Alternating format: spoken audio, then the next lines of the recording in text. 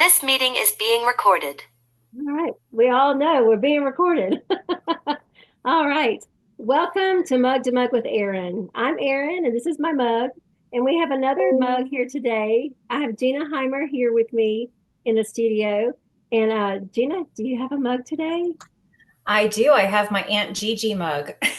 Oh, good. I love it. You're the fun aunt, aren't you? I sure am. Well, welcome. Welcome. We're glad to have you today. Thank you. I'm so blessed to be here. Good. Well, Geena is here as part of my series, Where is Jesus When? And we are talking about different situations and times in our life when people have felt God's presence. You know, I say a lot that Jesus is our everyday Emmanuel. And that sounds good, but what does that really mean? And this series is to have people tell their stories of when Jesus, excuse me, was with them. And he is with us in our everyday, no matter what we're going through, or even just on the ordinary days. He is always with us with his presence and his peace. And so today we're going to dive in and listen to Gina's story. And I hope that you are as encouraged as I was when I got to meet with her before. Gina, thank you. All right. Well, where Jesus met me was in a very difficult and trying time. I went through a almost 20-year period of darkness, battling suicidality. And that 20 years lasted. My first attempt was when I was 9 years old.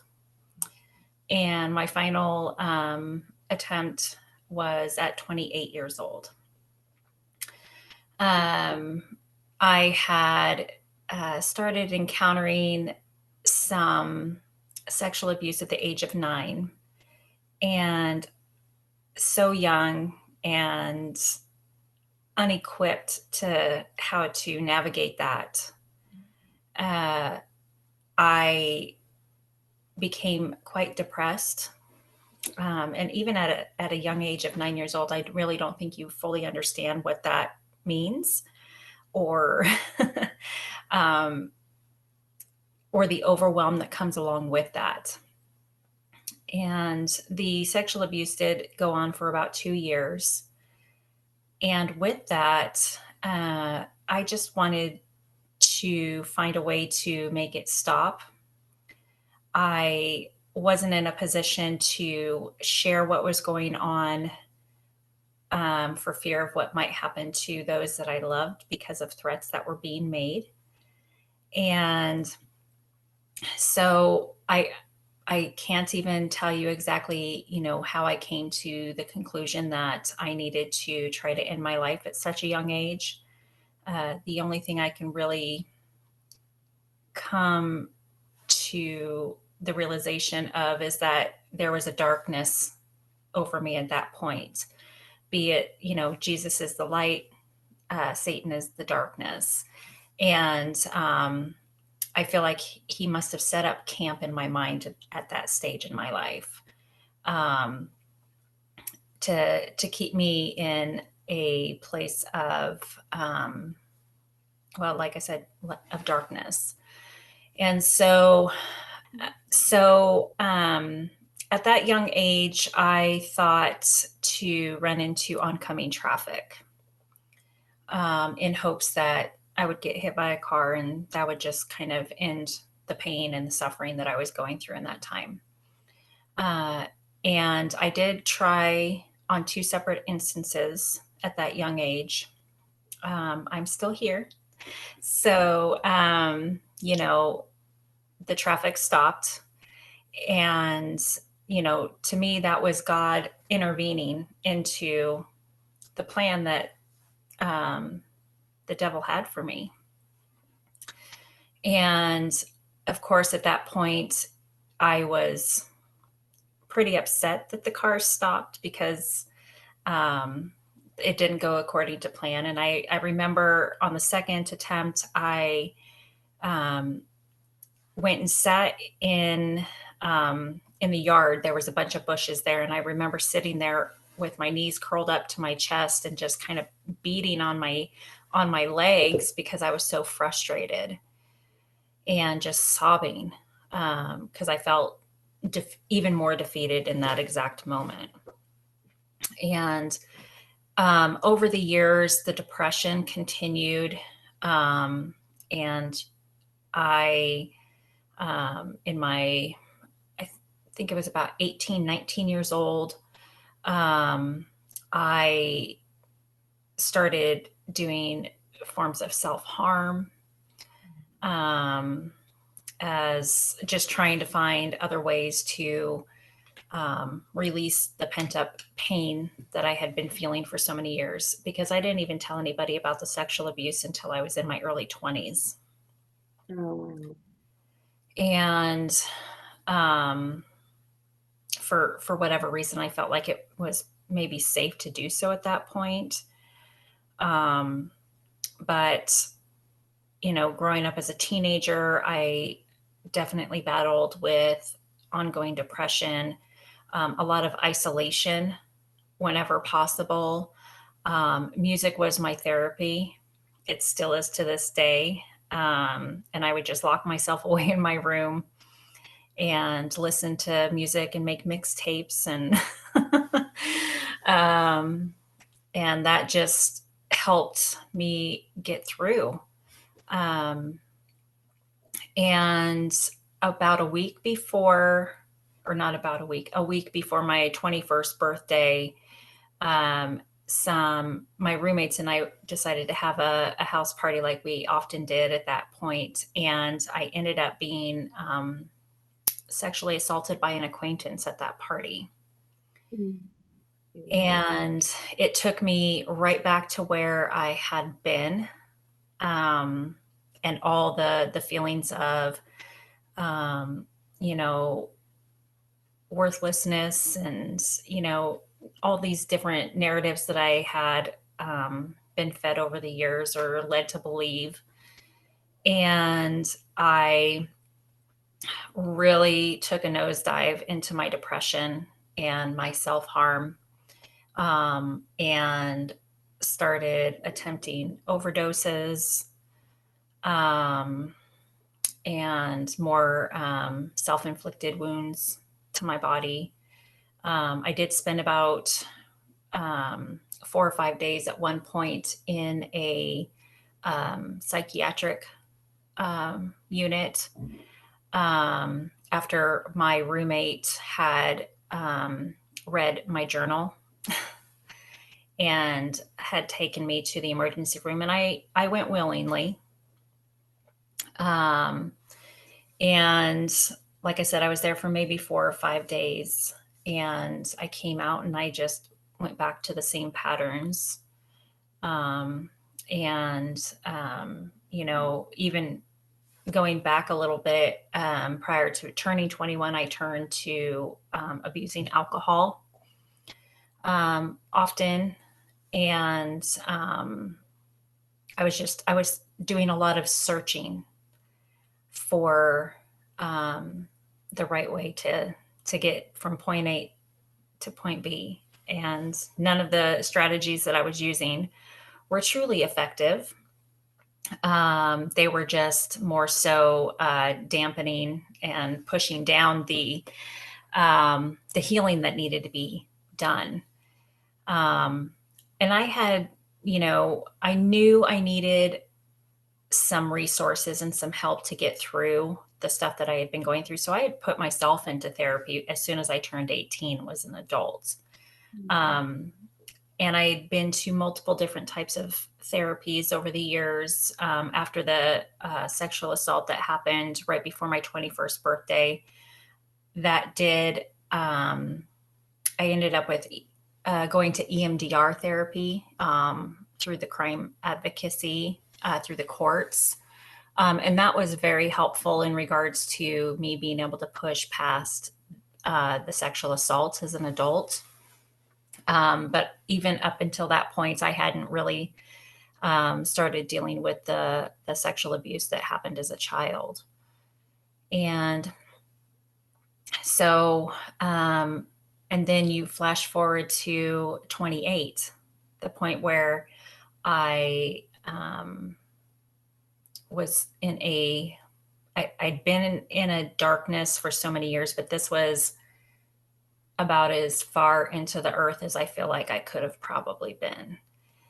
And I was sitting in the middle of my living room of my apartment, and I had a plan in place to end my life. And I made a deal, if you will, with God in that moment. And I just told him, I'm going to try to phone a friend, basically. And if she answers, I won't go through with it. But if she doesn't, I'm going to.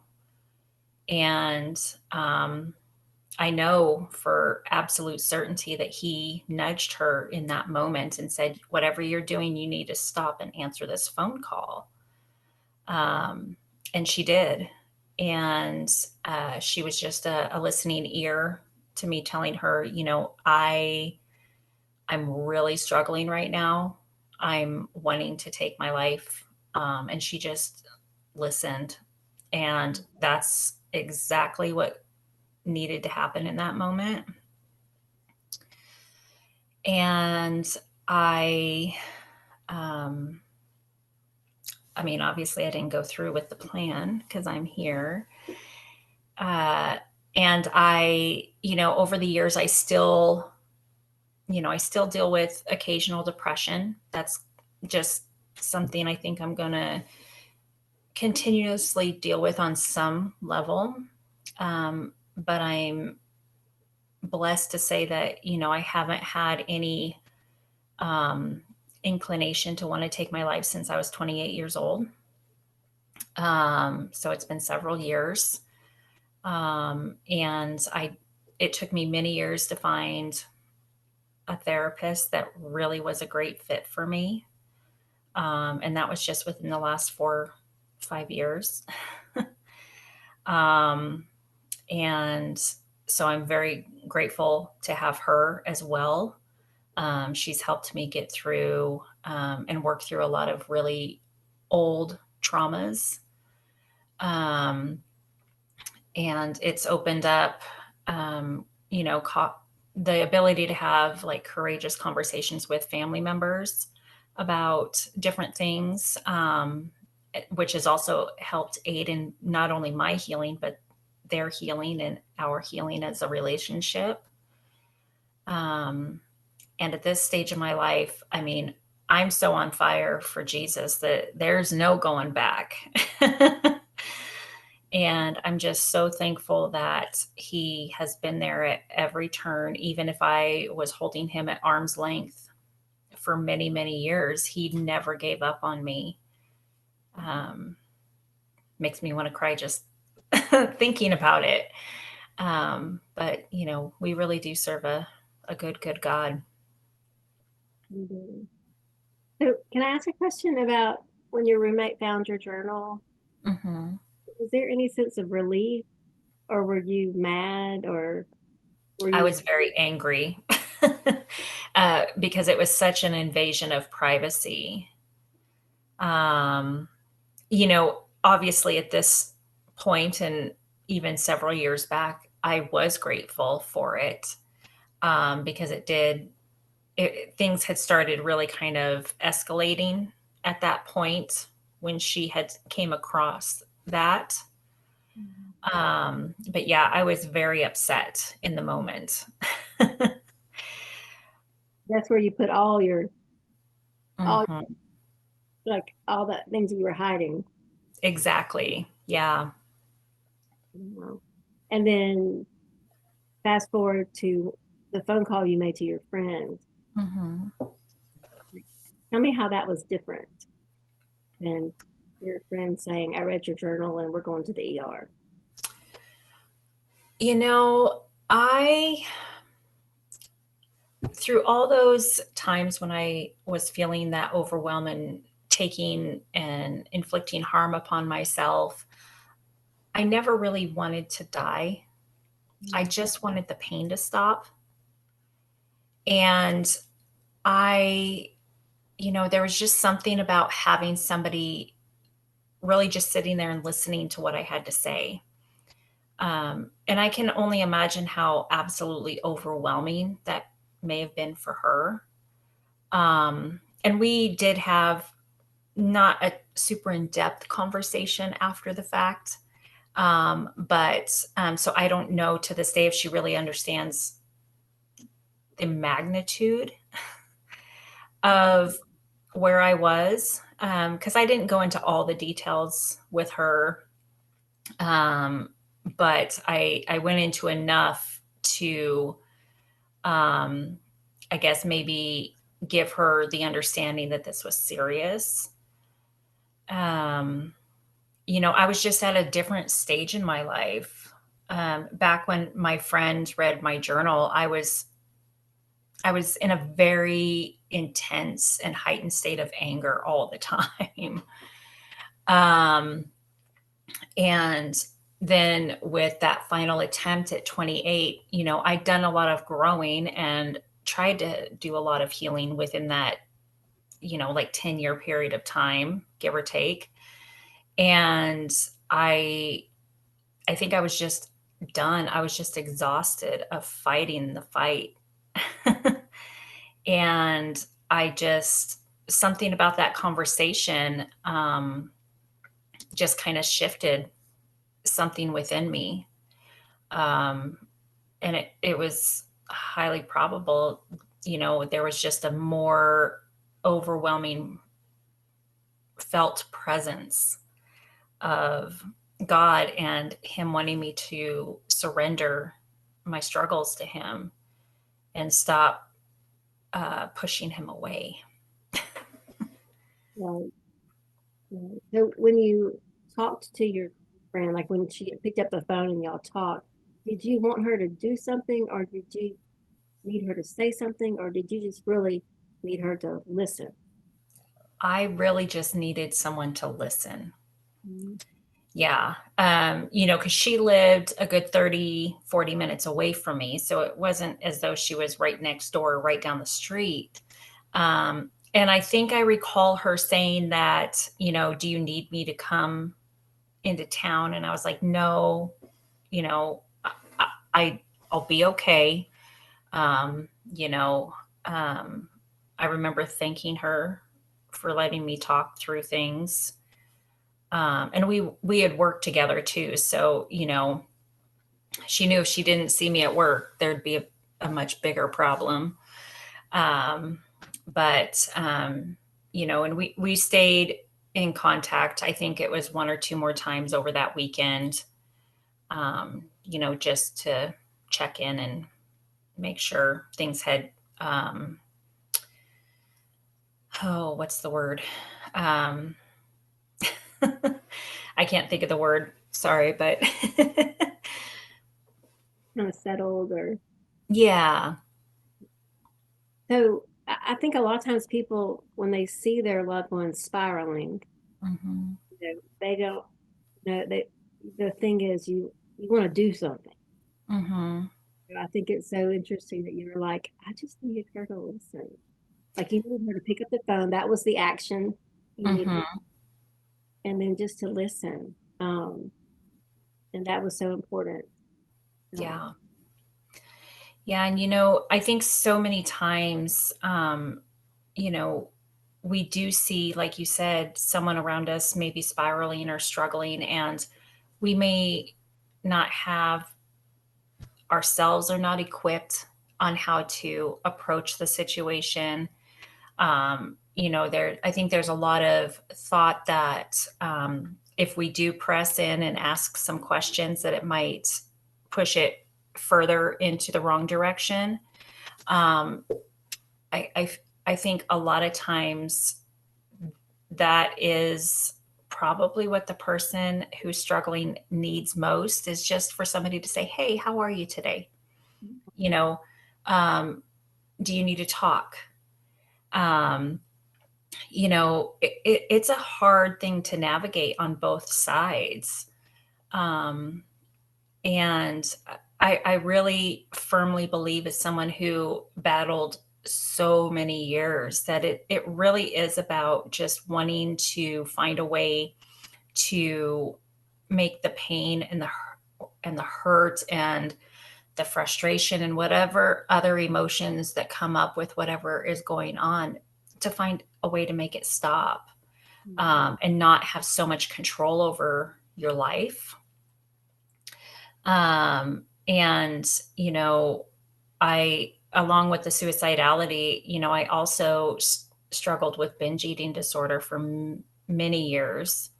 Um, so it was just finding a way to um, cope, and a healthy way to cope for that matter. And with the binge eating, that became my way of building an armor of protection to keep myself from further physical harm. Mhm. Yeah. Wow. So it was coping, but just not great and healthy. Hmm. Yeah. Well, you mentioned that it took a while to find a therapist that was Hmm. for you. So talk a little bit about that because when people are in this situation, they, like you said, they want the pain to end. And if like the first therapist doesn't work out, they're like, I tried. It's not like it's never going to work. Hmm. A little bit about that, uh, like just the work that it's how it's worth finding the right therapist. Yeah, and that in itself, I feel like can feel like a job in itself, because it's very important to find the right fit, because you want to know that you're getting out of therapy what you actually need. Many years I just was going through the motions. Um, just I was going and I was talking, and they were just listening. And in some regards, that was helpful. But what I have found, especially with um, my current therapist, that I didn't have in any of my really former ones, is that I need someone who's going to cut to the chase and tell it to me straight, give it to me raw, give me homework, kind of hold my feet to the fire, Um, and it varies from person to person. Some people do great with just talk therapy, where they go in, they bare their soul, and the other person listens and gives a little bit of feedback. I'm the opposite, I have found. And I wish that was something I would have realized years before, um, because I probably would have gotten more out of the situation um, before. But my current therapist and I, we always say, if we didn't have a therapy client relationship, we'd probably be best friends, because we just are so in sync with the other person as they are. And so I'm just so thankful for her. Yeah.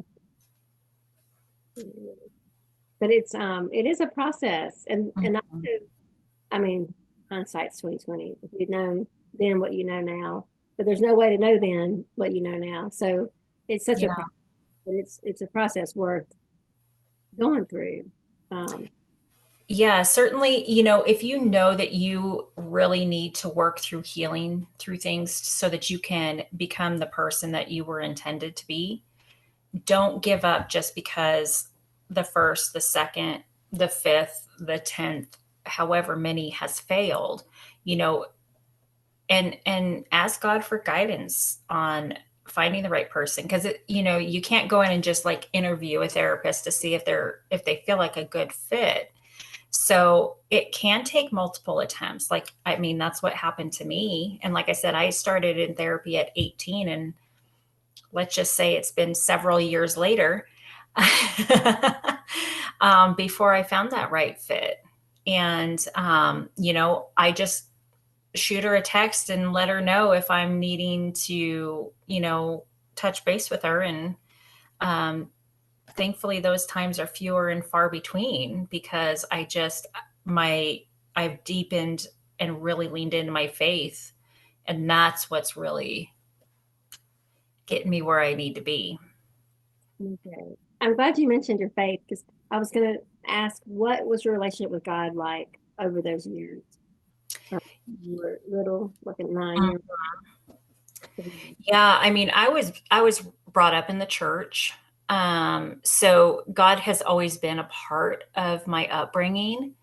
But I think, when you're going through really hard stuff, we tend to think really irrationally.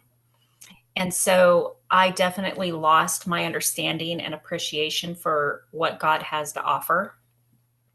Um, and so he was at arm's length. And I like to say we always have had an it's complicated relationship. Because I, when you're going through things, you tend to think, well, why did you um, abandon me during those times? He didn't. It's just so hard to see his presence in those moments at times, especially if you have on dark glasses. So, and there was a period in my 20s where I was really committed to my faith as well, but then that fell away. And it came back after my last attempt. So, but it's really just been the last maybe 5 years or so that I have just, yeah, I've got this big old inferno in my belly. And I'm just, like I said, there's no going back. He's my one constant. That's amazing. I'm glad you said that about just his presence. And there is, I mean, we see the brokenness, and when the brokenness happens to us, it's so easy to go just ask, like, why, or to feel like he's abandoned us. Mhm. And there's no easy answer Right. for any of that. Um, but I, he does, it's a mystery, but he does work through the brokenness. Mm. He Mhm. and all through there. And so it's, but it takes time to be able to see his hand. Absolutely. Yeah, I mean, he has like held up my strength to show me exactly who I am and who he has intended for me to be.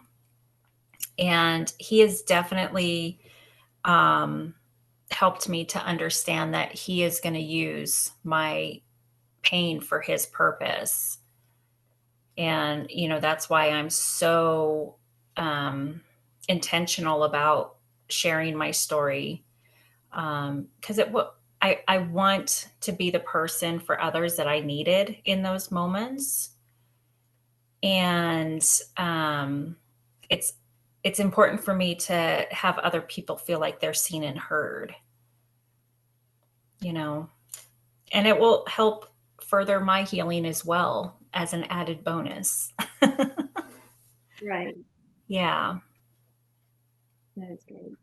Well, part of this series, I've been diving into Second Corinthians 1, verses 3 and 4, where it talks Mhm. God comforts us so that we can comfort others. And Mm.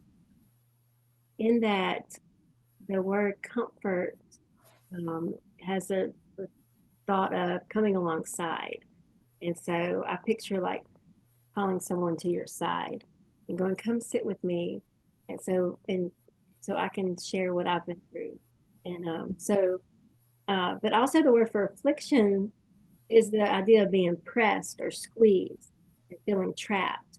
And I was thinking about that when you were talking. That's Yeah. how you just, felt like just let this pain in.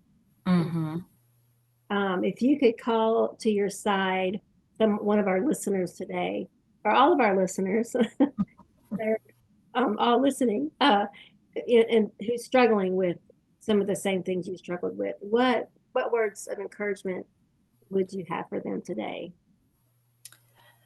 I would encourage them to, you know, seek out someone, whether it's within their direct inner circle or a third party outside of the circumstances, that they can find someone that they feel safe to talk to. You know, we often suffer alone, and it doesn't have to be that way. There's kind of power in numbers in these circumstances, because not that you want to trauma bond with somebody, but you also want to be able to, like I said, feel seen and heard. Um, just don't take it upon yourself to try to navigate whatever your circumstance is alone. If you're feeling like you want to harm yourself, you are currently harming yourself. If you don't have a safe place within your friends or family, seek out the hotlines, seek out therapy, go to the emergency room if you need to. Um, you are more valuable than you will ever know. And we don't have to go through these struggles by ourselves.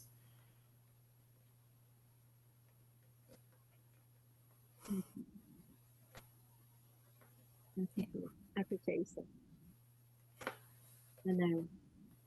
My prayer is that the Lord would use these conversations to bring light and encouragement and life to those listening. Yeah, that's my hope as well. Well, how can people find you out in the interwebs? Currently, they can find me on both Facebook and Instagram. Facebook is under just my name, Geenahy, M as in Mary, ER. Instagram is the same, except for there's a period between my first and last name. And I am working on finalizing my website to get that out as well. And that will be my first and last name as well. Keep it nice and easy. Yeah. That's good. Well, did you have anything else you wanted to share with our listeners today? I just wanted to share that if they want, to follow along on my journey, I'm currently working on my first memoir, which is on the subject of my battle with binge eating disorder, and that it has plans to be published by the end of this year. Since I'm working with a publisher, so I would love to have you, follow me along or follow along on my socials as I post little nuggets on there. And, if anybody wants to reach out to me, I'd love to hear from them. Great. Thank you.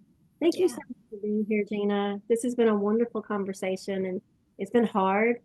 But part of living in this broken world is tackling those hard things, Yeah. with the hope of Christ.